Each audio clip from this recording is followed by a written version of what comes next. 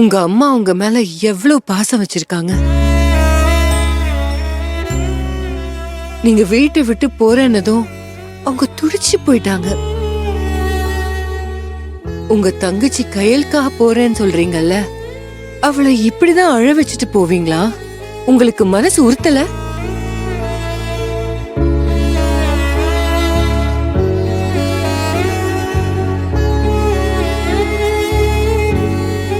அவளை பிரிஞ்சு போயிட்டு உங்களால சந்தோஷமா வாழ முடியுமா? கையலுக்காக போறேன்னு சொல்றதை விட்டுட்டு அவ கூடவே இருந்து அவளை வாழ வைப்பேன்னு சொல்லுங்க. கூடி வாழ்ந்தா கோடி நன்மைன்னு சொல்லுவாங்க. ஒற்றுமையா இருக்கிறதா மூர்த்தி பலமே.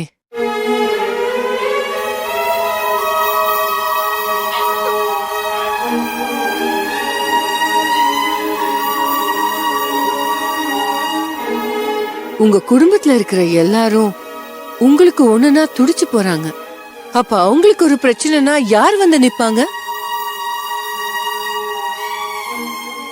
தேவி கை குழந்தையோட புருஷனை பிரிஞ்சு வாழ்ந்துட்டு இருக்கா. அவ கூட இருந்து அவளை புகுந்த வீட்டுல வாழ வைக்கணும்னு நினைக்காம அவளை விட்டு போறேன்னு சொல்றீங்க. இதுதான் நீங்க அவ மேல வச்சிருக்கிற பாசமா?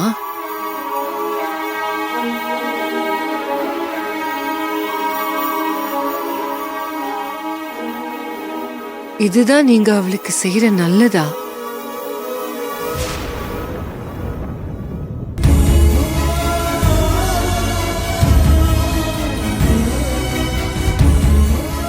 இந்த மாதிரி ஒரு குடும்பத்தையும் அவங்களோட பாசத்தையும் விட்டுட்டு போறதை விட மிகப்பெரிய முட்டாள்தனம் வேற எதுவுமே இல்ல.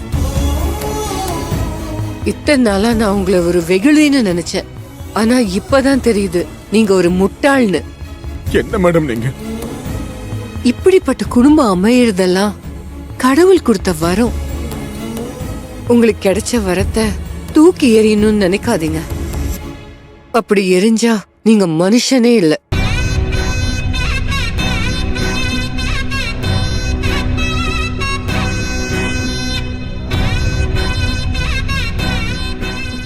இங்க பாருங்க மூர்த்தி, ஒரு விஷயம் சொல்றேன், புரிஞ்சுக்கோங்க. இருக்கும்போது அதோட அருமை தெரியாது. கையில இருந்து தவற விடும் போதுதான் அதோட மதிப்பு என்னன்னு தெரியும். தொலைச்சதுக்கு அப்புறம் ஐயோ அம்மா விட்டுட்டோமேன்னு மனசு வலிக்கும் போதுதான் நாம எவ்வளவு பெரிய தப்பு பண்ணிருக்கோம்னு புரியும். அப்படி ஒரு தப்பு பண்ணிட்டு வாழ்க்கை முழுக்க அந்த வலியை சுமக்கணும்னா தாராளமா நீங்க கிளம்புங்க.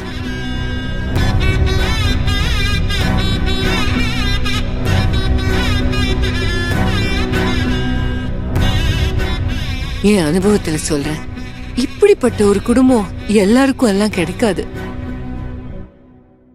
7 ஜென்மம் புண்ணியம் பண்ணியிருந்தா கூட யாருக்கும் இந்த மாதிரி ஒரு குடும்பம் அமையாது.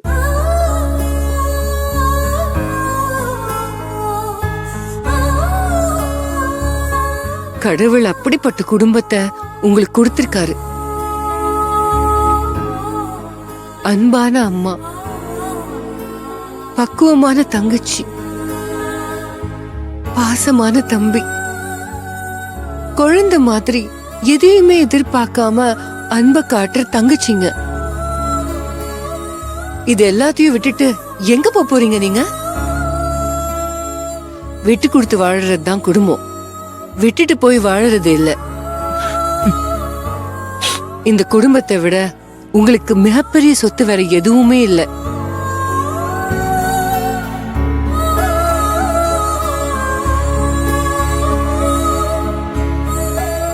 கயல், நான் சொல்றேன், உங்களை விட்டுட்டு மூர்த்தி எங்கேயுமே போக மாட்டாரு. யாருமே அழ வேண்டாம். மூர்த்தி, என் மேல உங்களுக்கு மரியாதை இருக்குன்னா நான் சொல்றத கேளுங்க. பேக கீழே வைங்க.